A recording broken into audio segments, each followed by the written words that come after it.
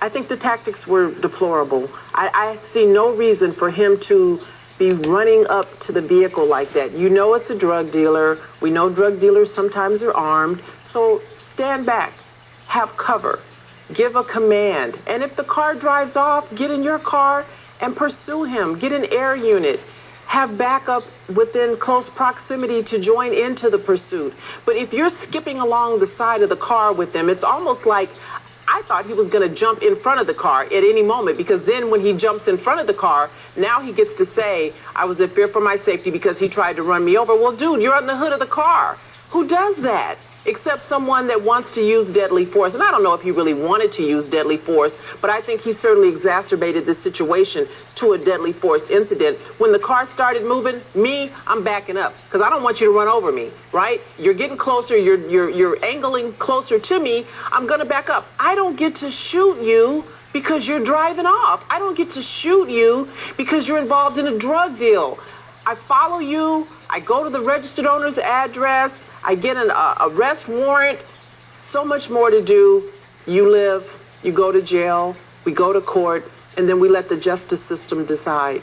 Why am I killing you? It seems to be like that other one where we saw the officer try to stop the man. He didn't get out of his car. It's really, I don't know how you discuss these cases without talking about somebody walking up to a car where the guy's still seated and the car's still running.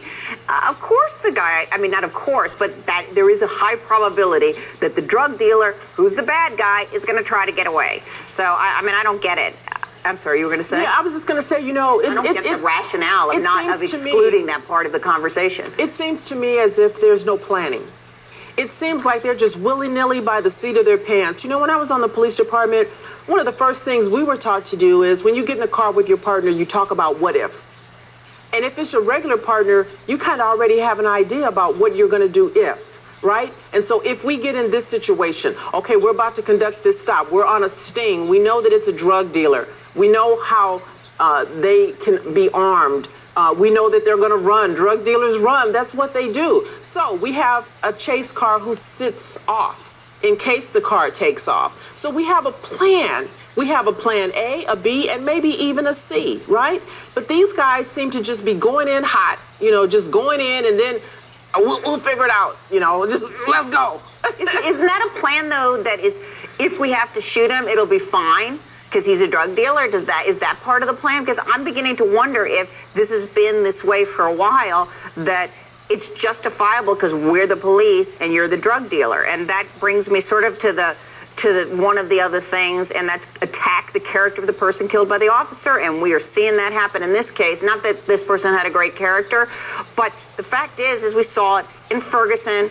We saw it with Tamir Rice. We see it with Freddie Gray. With Eric Harris, the gun dealer who was shot and killed by the pay-for-play deputy. I mean, they always want to muddy up the victim. And so, you know, it's inherent to police work. That's what you deal with. You deal with bad guys, right?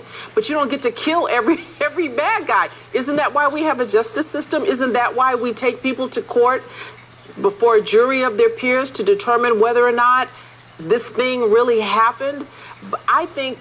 I don't think officers plan to kill.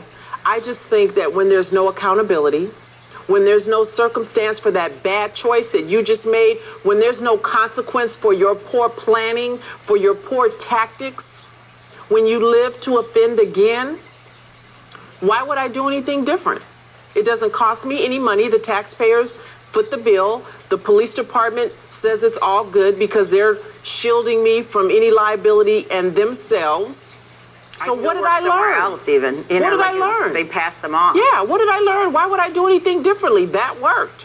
It's a bad guy. And, you know, there is some cynicism amongst officers who deal with bad people. It's almost like, you know, it's a bad guy, you know, and they have names, which I won't say. But, you know, there are ways that they refer to drug dealers, drug runners, criminals, career criminals. And it's like, F him, you know, F him. It's just a drug dealer. It's just a this. It's just a that. That's somebody's son. That's somebody's brother, right?